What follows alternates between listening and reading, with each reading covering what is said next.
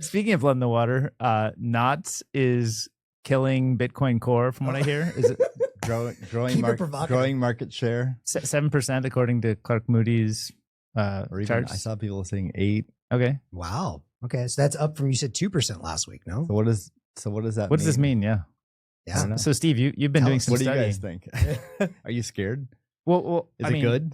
Is this healthy? I don't have any real perspective of, is it good? Is it bad? Like on the surface, I'm kind of like, okay, like more different implementations that people are choosing to adopt seems like a good thing, rather than have everybody on a single implementation. Like let decentralization win, let people try different things and choose different things and kind of vote with their feet and economic ability how they want. But one concern I would have, high level, I agree with DK, and that's like my sort of bias. However, I also understand that if you go in too far of different directions, that also potentially could split the protocol in the future. So I'd love to obviously hear your thoughts on this. You've thought more deeply, but maybe you could also, in framing it, help us think about it by comparing to the Lightning Network, which does have different implementations. At least so far, that's not been a concern. That's good. Well, and there's trade-offs. So I can speak to both. I mean, my take on multiple implementations of the Bitcoin protocol, at a high level, I agree. It's good. I mean, what I feel very strongly about is having that option is essential to Bitcoin's health. Now, in practice, do we need it? Like some people, I think, feel like we are at great risk if there's one dominant implementation, which is the case that it's always been that case on Bitcoin. I disagree with that. I don't think it's ever been a problem. I don't think it's a problem right now. And I'm not worried about it in the future. So if 10, 20, 30, 50 years from now, it's still just the Bitcoin Core project and whoever the maintainers and contributors are, we can have a very vibrant, healthy, decentralized Bitcoin. So I feel very strongly about that. I think other people maybe disagree, but I feel like that's a winnable argument. That seems to be the case as long as people don't have like a lot of different opinions they want to express, right? If people are kind of like, yeah, Bitcoin kind of is what it is and should work kind of how everybody kind of agrees it should work, then we can all just use Core and that's fine. And if you ever do decide to change, you can still split off and do your own version, right? So it doesn't need to be that a lot of different people use a lot more than Core. It needs to be that you can have Core and you can always take it in a different direction if you want. And if enough people come on board your new direction, then that's Bitcoin. The reason I think it's not a problem today and probably won't be a problem in the future is because if you look at the history of the project and the contributors, it's a fallacy to think that it's centralized or that like 5 people control Bitcoin who have the power to push a button and merge a commit. That's just a fallacy. There's a really good post by BitMEX research and another one by Jameson Lopp. We can link them in the show notes. I tweeted them out recently as well. That cover this extensively and I think make really solid arguments. And so I think the only, and I'd also say the Bitcoin Core project has set a really high bar in terms of attention to detail, attention to security, privacy, decentralization, relatively conservative mode of operation, very deliberate in their changes. And they had that track record for that project for over a decade.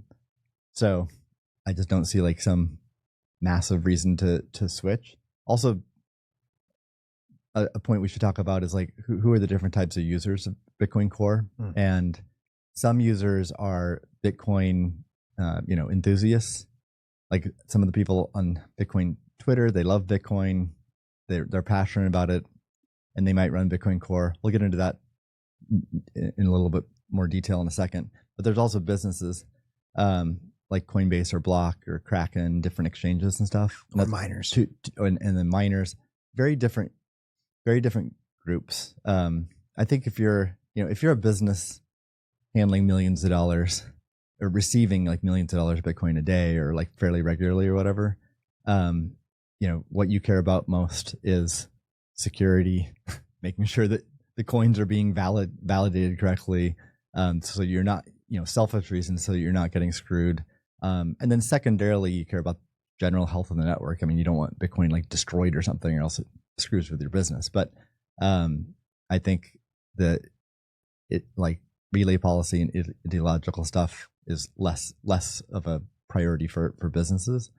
So anyway, let's get back to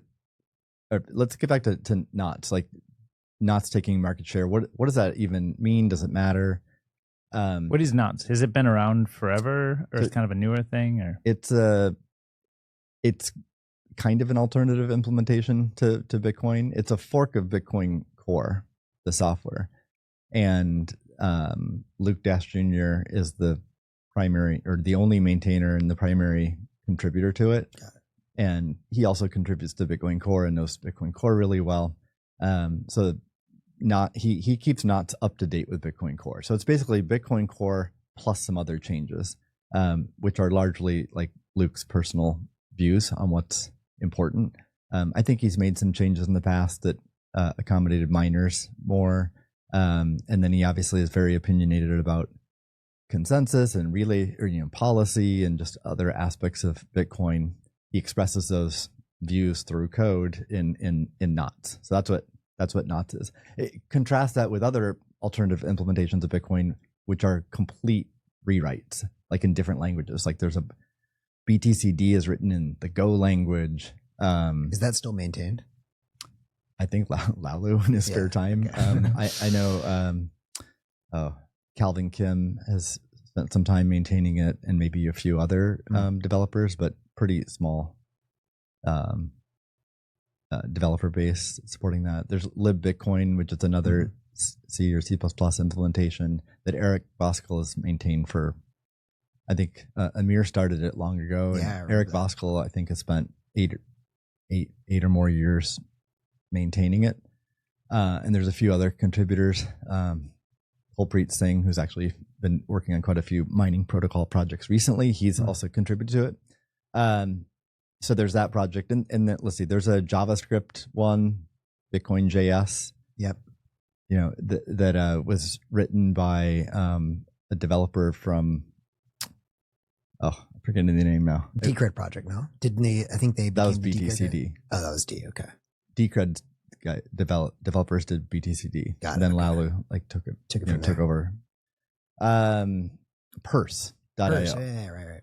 One of the developers behind Purse, I think, wrote Bitcoin implementation in Bitcoin JS. But none of these implementations have any or like a minuscule amount of market share. And in each one of these implementations, you could use that to run a full node and to run mining software. Is that all kind of in each one of these versions? Yes. I don't know for these other implementations how much they optimize for miners or not. So not they need sure, more focus on full node. But you can run them as a full node. I think BitMEX Research set up a project where they ran several of these implementations, or they're running several of these implementations in parallel and always compare the blocks to make sure that they remain in consensus. Because one of the risks with multiple implementations is that they get out of consensus with each other. Exactly. Yeah. So even if it's well intentioned and there's reasons for it to be healthy to have multiple implementations, a disaster scenario is for two implementations to disagree on consensus, and it forks the network. Now, if it's just some hobbyists running on a Raspberry Pi, some other implementation, and they're not even receiving money on that node, then it being forked off is like inconsequential to them or to anyone. If it's the case where half the network is running one version and half the network is running another version, and sort of equal amount of economic nodes on both sides, and then there's a consensus conflict, that's a disaster, because it'd be a fork and then it'd be a total mess. Right. To clean it, to either literally it'd have to be social consensus to wind things back and get back on consensus if it was sort of unintentional, which is probably what would happen, but it's super messy. Yeah. Or that doesn't happen, and then there's two versions decide. of Bitcoin. So one question on this, without following super closely. So last week you mentioned Bitcoin Core like 98, 99%. Sounds like Knots is picking up heavy steam from the people that are, sort of in supportive of monetary data only, whatever that actually means. How close are we now? And I'm not trying to be controversial. It's like an honest question to this leading to a hard fork. Like how quickly could this spin into differences in opinion on consensus, or is that not on the table at all? Well, it's not on the table unless it's an unintentional hard fork, Okay. because knots is core Mhm. with some deviations. But as far as I know, Luke hasn't changed consensus rules in Yeah. knots. That's not his. He's never stated that as a goal. Right. So it would only be unintentional. And the risk of unintentional with knots is the lowest of any of these other implementations, because it's a copy fork. of core, a fork of core, fork of with core, some, not a fork of Bitcoin. with some deviations. Where You know, the there's a great- deviations all due to the op return stuff that's in the recent I drama. mean, or- he's done knots for like at least 8 years. But I mean, a like long time. the reason we're talking about that's an today, the reason it's got That's why it's getting 7%. market We're share. talking about it today 8%. because like it is gaining in market share. Yeah. I mean, there's the drama we talked about last week. Knots is gaining in market share. So like, why, and does that matter? Is it good or bad for Bitcoin? Like, those are the questions we want to tackle right now. Yeah. And then I'd love to also talk about like what's even the purpose of running a full node? I think everyone in Bitcoin has heard running a full node. Like, everyone should run a full node. It matters. Yeah. But there's a lot of nuance to it. So, let's go through that as well. But yeah, as far as not gaining market share, I mean, the TLDR for me, like, I don't think it really matters, except for signaling dissatisfaction by a set of Bitcoiners. Mhm. I don't think it matters in the sense, I'm assuming most of these nodes that came online or either switched to knots or came online in the past week or so are hobbyists, enthusiasts, people who aren't running a business and receiving a bunch of Bitcoin on these nodes. I just assume, someone jokingly tweeted that, I'm running my 4 knots nodes on AWS or whatever, right? I mean, you can Sybil attack that metric. Yeah. The number of nodes running the network, the percentage running knots, you can Sybil attack that. Like, after the show, we could go up and spin up 1,000 knots nodes, right, and make an enormous difference on that metric. And that's inconsequential to the Bitcoin network functioning. It's inconsequential to any future like relaying of op returns that are over 80 bytes. Right. It's inconsequential to consensus. So that's why I say it's inconsequential.